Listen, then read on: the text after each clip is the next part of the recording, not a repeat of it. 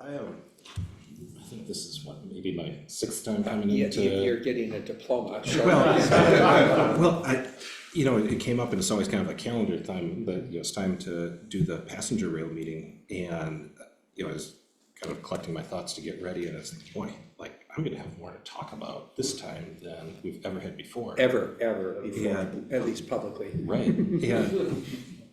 I mean, just generally speaking, this has been such an interesting time to be in transportation, with finally, finding some bipartisan consensus that we need to reinvest in our infrastructure, and that is a path that we can all agree and see need on. So, at the department, we've seen, through the bipartisan infrastructure law, we've had an additional $1.2 billion come in over, or it's going to come in over the 5 years of the entitlement. The governor has put forward the political leadership where we've had 3 consecutive good transportation budgets in a row, with getting ongoing state sustainable revenue into transportation. You have to go back decades and go back multiple administrations to kind of see this type of investment in transportation, and it's exciting because there's a lot of funding in there that's available for surface transportation. Normally we think about highways and roads, and certainly there's a lot of resources going there. It's really needed there, but we're also seeing a lot of exciting opportunities in discretionary type programs to look at reducing the impacts of carbon, increase our resiliency for flooding and climate change, but also passenger rail over the past couple of years has been really exciting. I'm sure Jacob talked about the, and I know you're all well aware with the Corridor ID program, where we had 4 successful state applications to do the 4 routes, Milwaukee, Madison, Milwaukee, Green Bay, Madison, La Crosse, and Madison, Eau Claire, and over to the Twin Cities.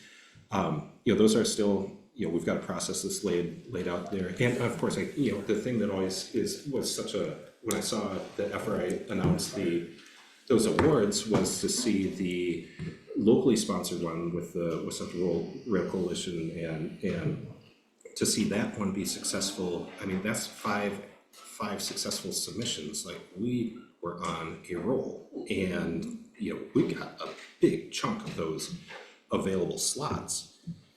In retrospect, it's not that surprising if we think a little bit, when we've been in talks with Amtrak and looking at expanding passenger service, whether that be Hiawatha or TCMC or any of these. They told us that outside of that their number one target for establishing new passenger rail service was to get rail service to Madison.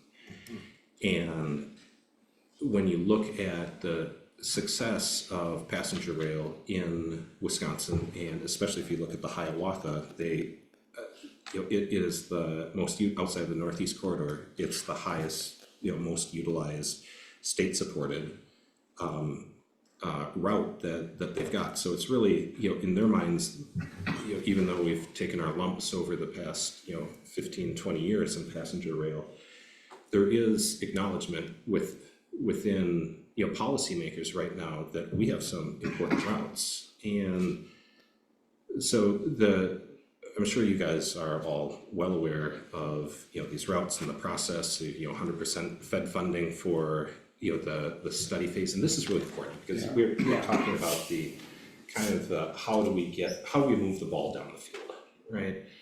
And we have these vastly different views within the legislature of the importance and necessity of passenger rail.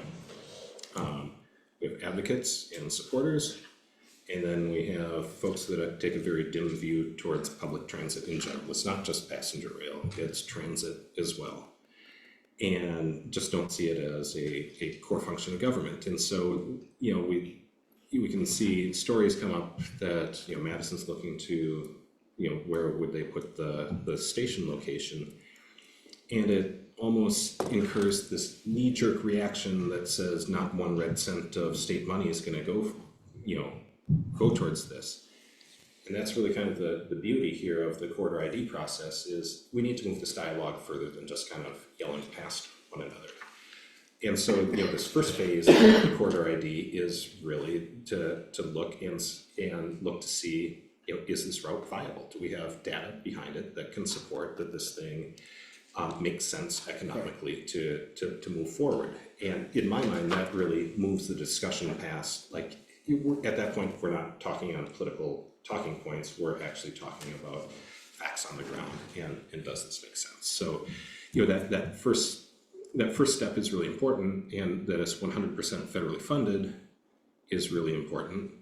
And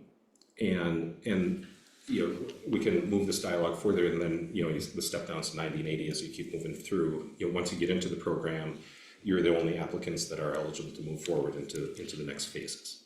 So I think this is going to be really important. We always, when I have conversations with policymakers and we talk about passenger rail, kind of the default where they go back to is the high-speed rail connection back under the ARA in the Obama administration, and we all know that too well, but that's really kind of their baseline that they're operating from. Where we're talking about corridors that are throughout the state, not just Madison, Milwaukee. In my view, we are much less prone to the kind of Madison, Milwaukee versus outstate, kind of those facile politics of saying all the money goes down to Madison, Milwaukee, and there's none. We have mayors from the Fox Valley. I think the interactions I've had with the mayors, the county execs, and everything have been, we're bringing your voice to bear into the conversation, bringing that local perspective, which I think is just really important. If we're going to start speaking about facts and utility and necessity of the service, it's important for policymakers to hear from their communities, from their constituents, from their opinion leaders about why expanding, what that's going to do for your shared constituents, and why that's a wise investment to at least entertain the option of studying. If we move beyond the corridor ID, I know we're all waiting with bated breath for the TCMC to get stood up, and this is exciting. This is going to be the first, it's an extension of the Hiawatha, but it's state-supported service. So we've got to work out the operating agreements, between us and Amtrak, and Illinois and Amtrak, and Minnesota and Amtrak. It's not easy. It's not easy. It's a really important concept with the 3 states and the 3 governors and the 3 departments working together. But boy, there are hurdles. There are. We were expecting, Amtrak was really pushing us to get this, to advertise and have this service stood up by this past fall. And for a bunch of reasons, we thought that made sense. We've run into some things that we're going to get straightened out, but there are just those challenges that we need to get done. From Wisconsin side, I think we're all set in terms of our operating agreement. Illinois, I think, recently signed theirs. Maybe 3 weeks ago, they signed theirs. Amtrak and Minnesota still have a few issues to work out, and it's with the Commissioner Daubenberg is fantastic. I was talking with her up at the event up at the Blocknick and just kind of checking into where we are, and there's some local issues with getting just contractual stuff of that they need to work out with the county for the depot and the facilities, and how costs might get spread out with additional service. So you're stalking her right now. Right? At one point, we Secretary Osmond and Secretary Thompson. Secretary Osmond's from Illinois, and he's one of my favorites. Character, but he is just smart and operator. And he and Secretary Thompson have talked to Commissioner Daubenberg. We see her very regularly, and just encouraging her to make sure that we get going. We've got some operational things with Amtrak that we're trying to get squared away too. Their kind of route development under Bill, their route development section of Amtrak got a whole bunch of funding, and they did what they do best, and they looked, where do we need to get service out of Wisconsin? There's a lot of potential, a lot of need there. Let's get there. There's been a shortage in rolling stock, and we're still scrapping to get, I think we recently got the 5th car onto the Hiawatha. We're still looking at expanding round trips there. We're looking at getting rolling stock to support TCM. I need to stop saying TCMC. It's Borealis. I can't tell you how much we went around and around on the name And you would not believe with 3 states and all their laws and trademark laws and Can I quote you? but now it's Borealis. And I can quote you on that? it's gonna be Borealis. Okay, It's gonna be Borealis. We're in discussions on pricing and we've got all the operational agreements. Ours, once Minnesota signs on the dotted line, we'll be able to move ahead. This is the first major passenger rail expansion. Amtrak is celebrating the first major passenger rail expansion in 60 years. oh my, So, I mean, that by itself would be Yeah. something to cheer about, take Yeah. away corridor ID but we actually have something going on here. We're continuing, we endeavor to increase the Hiawatha round trip service, getting that up to 8 per day. We've got some trackage issues, some siding, working with the incumbent railroads, those class ones, and they need to get their benefit out of expanding the service. And there's sidings that had some problems, but we're working through. We eventually, I think we're going to be at 7, we'll get up to 8. We had a little bit of a setback with pandemic and seeing the ridership numbers come down. We've had some challenges recently with weather and Amtrak canceling routes when it snowed a little bit, and the metro's still running, and we're kind of scratching our heads. A bunch of angry people calling us about why is it so. There's always challenges in making the trains run on time, but we're getting there. Government, federal dollars to help offset some of these costs. Secretary Johnson wants very much, and since 2019, he's been pushing our team for, given the politics that we've got, given the political landscape that we've got, where do we have opportunity to expand passenger rail? And we did a lot of work with there's some private groups out there that operate on a TOD model, a transit-oriented development models. And we got a long way down the road with a group that was bringing purportedly a lot of private sector capital behind them to set up basically a KRM commuter rail that we were looking at doing Kenosha, Racine, Milwaukee, and Chicago. That would, and the interesting thing about this group is there's been a lot of folks that have been interested in doing this.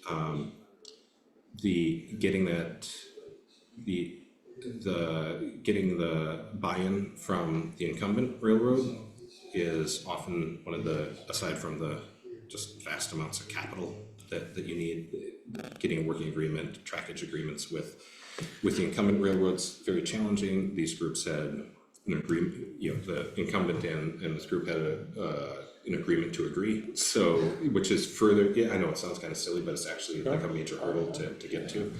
And so we started looking at offering what support we could we've got good capacity at the DOT to kind of do analysis and help them. They were making applications to federal funding so it'd be a combination of private equity and federal funding to stand up commuter rail between Kenosha, Racine, Milwaukee, Chicago.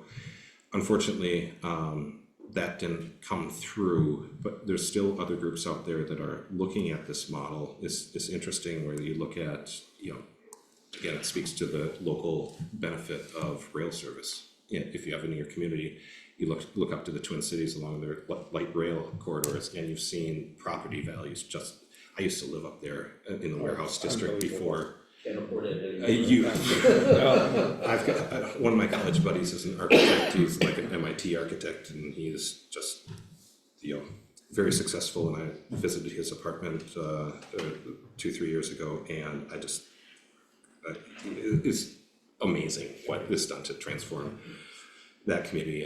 And so it's exciting to see that and to have a different model that kind of doesn't end around on the political landscape. We made sure to run this by legislative leadership, and their marker was that's fine as long as there's no state money that goes into it.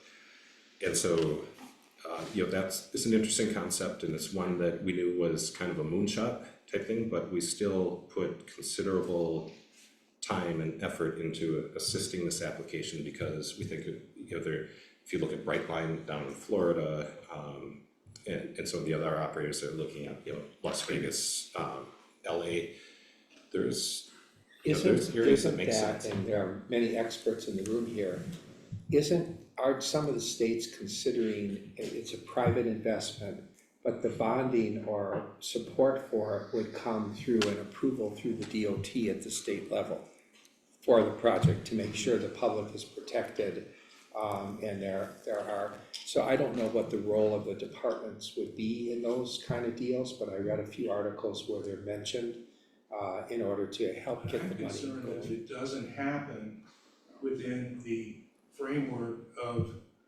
the bipartisan infrastructure law with the ending at the end of the federal fiscal year 2025. Money's gonna draw,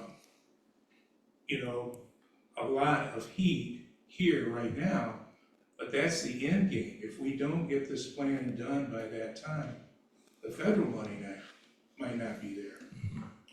Is that a concern of yours? And more to the nuts and bolts, have you considered hiring consultants to do some of this planning? Shifting political landscape is always a consideration, Larry. With this, I don't know how much flexibility we have to hit the gas, to try to get everything baked in before potential, political inflection point that would jeopardize that funding. I think that's just one of the risks that we have. We have so long for each portion to each phase of the grant. We're not guaranteed, just because we're in phase 1 doesn't mean we're gonna eventually be at phase 3. The numbers are gonna have to bear out that these are viable.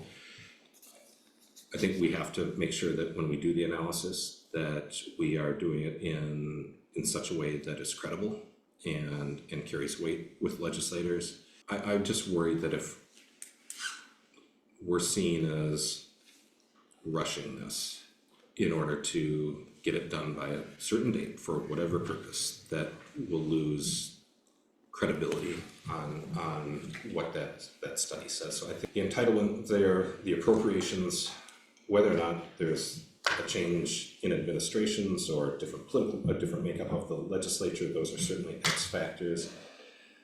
Frankly, with the way Washington's operating these days, when federal funding comes through, they do the entitlement, but then, which gives you the legal authority to do it, but we all know the money is what counts, and they work through on the different appropriations, and we've been operating on a continuing resolution.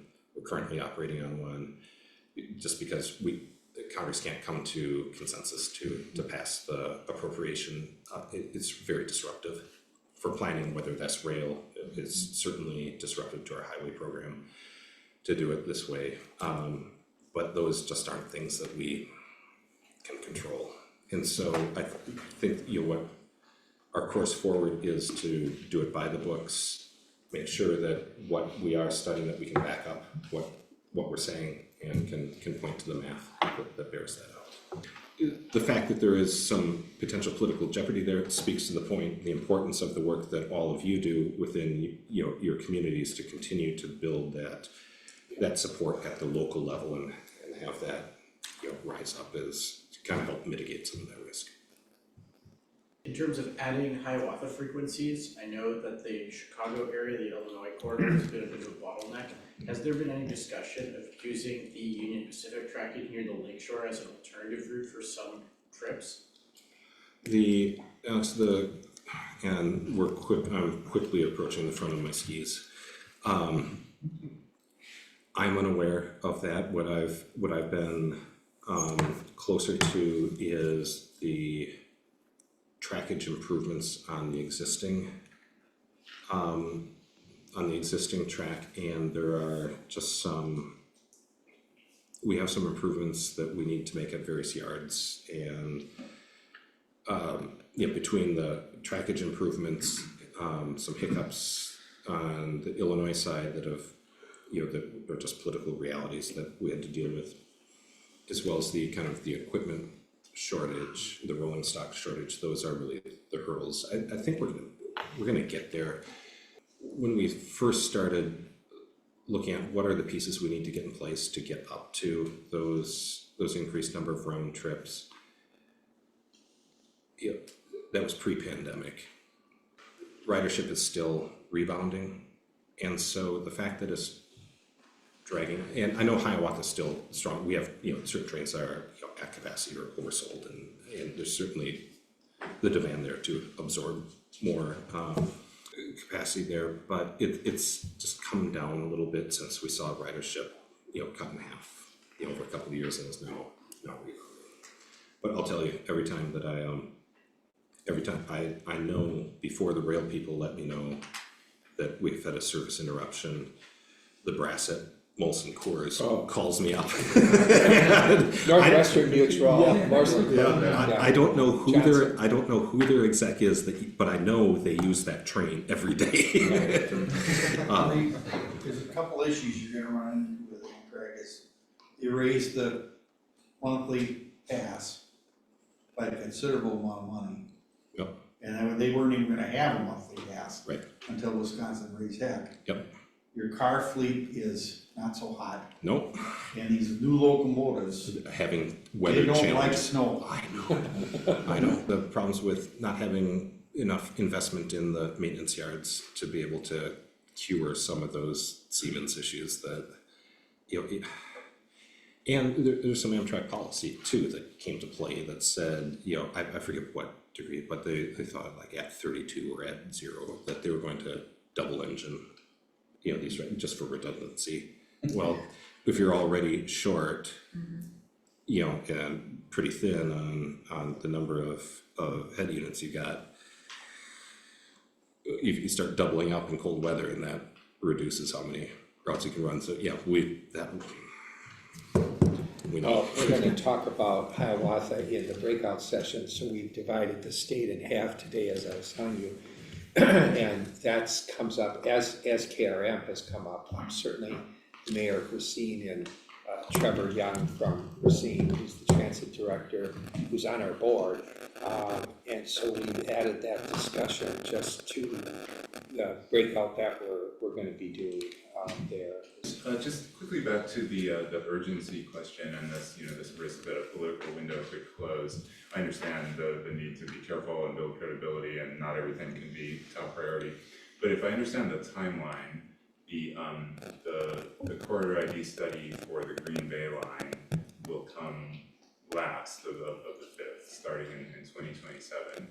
And given what what you said about the importance of avoiding the impression that this is all for Madison and Milwaukee, is there any way to sort of move that one closer to the front of the line so that we can show the value of it for that important part of Wisconsin sooner?